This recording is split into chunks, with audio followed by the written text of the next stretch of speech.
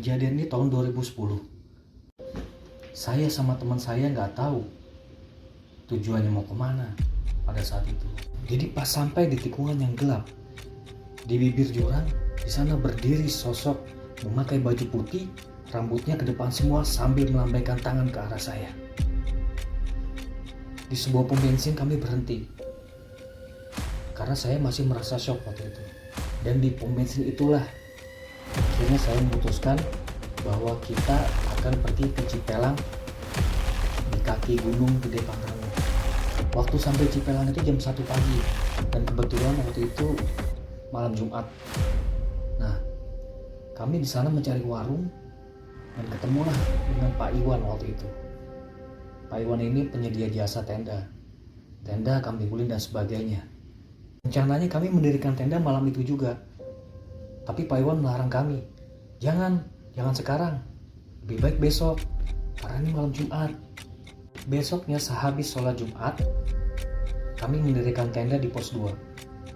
Dan pada saat itu, di seberang kali, memang di sana ada kali yang jernih, dan di seberang kali itu ada anak-anak SMP, SMA yang sedang mengadakan camping di sana. Setelah tenda berdiri, kami ikut Pak Iwan untuk ambil kayu bakar, kompor dan sebagainya. Karena kami dari sini tidak membawa apa-apa, sama sekali nggak ada persiapan waktu itu. Kita ikut Pak Iwan menyeberang kali, katanya dari sana itu lebih dekat ke bawah.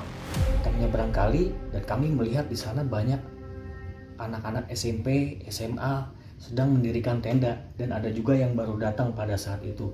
Dan kami turun untuk mengambil obor, kayu bakar, kompor dan sebagainya. Setelah sholat asar, waktu itu saya masak. Nah, setelah masak, makan, kami tidur. Nah, ketiduran nih kami ketiduran. Bangun waktu itu maghrib. Nah, saya lihat keadaan di luar tuh sudah gelap gulita, ditambah dengan gerimis waktu itu. Kami mencoba menyalakan api unggun waktu itu, dan tiba-tiba terdengar suara di sini gelap ya. Itu suaranya besar sekali. Suaranya besar, kencang, terdengar di telinga kami. Saya pikir cuma saya yang dengar suara itu, tapi ternyata teman saya juga dengar. Yud, lu dengar gak suara tadi? Iya, gue dengar. Nah, ya sudah, kita abaikan aja. Setelah itu kami turun ke sungai untuk ambil air wudhu waktu itu. Senter yang kami bawa itu cuma senter kecil yang jaraknya dari sekitar 3 meteran lah.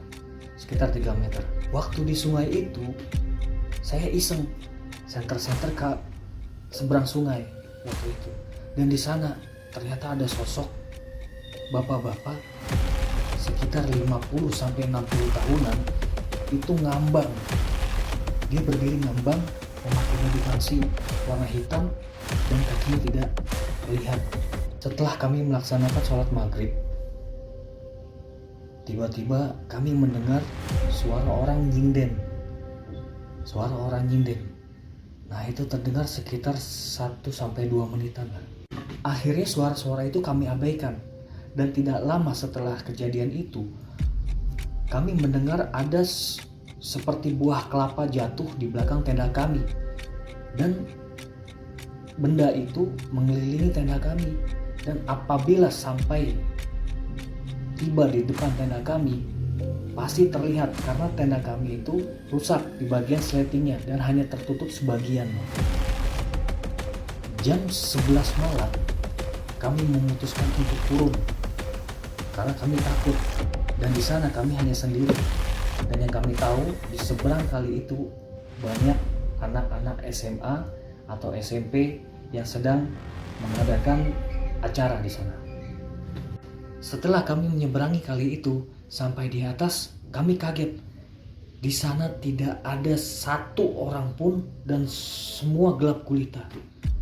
Yang tadinya kami lihat di sana ada anak SMP, anak SMA yang sedang mengadakan acara, ternyata tidak ada sama sekali. Tempat itu kosong, hanya tanah lapang dan gelap gulita di sana. Akhirnya kami balik lagi, turun ke sungai dan naik ke arah tenda kami. Lalu kami mengikuti jalan setapak di sana. Di sana ada jalan setapak. Terus kami jalan, lalu tiba-tiba yang tadinya di sana tidak ada sebuah bangunan, di sana ternyata ada bangunan. Bangunan itu sudah tidak terawat, banyak ditumbuhi alang-alang dan tidak ada atap. Jadi pada saat berjalan itu, posisi teman saya tuh ada di depan saya dan saya memegang pundak dari teman saya pada saat waktu kita berjalan. Nah, tiba-tiba teman saya bilang, "Yud, jangan coba-coba lu nengok ke kiri."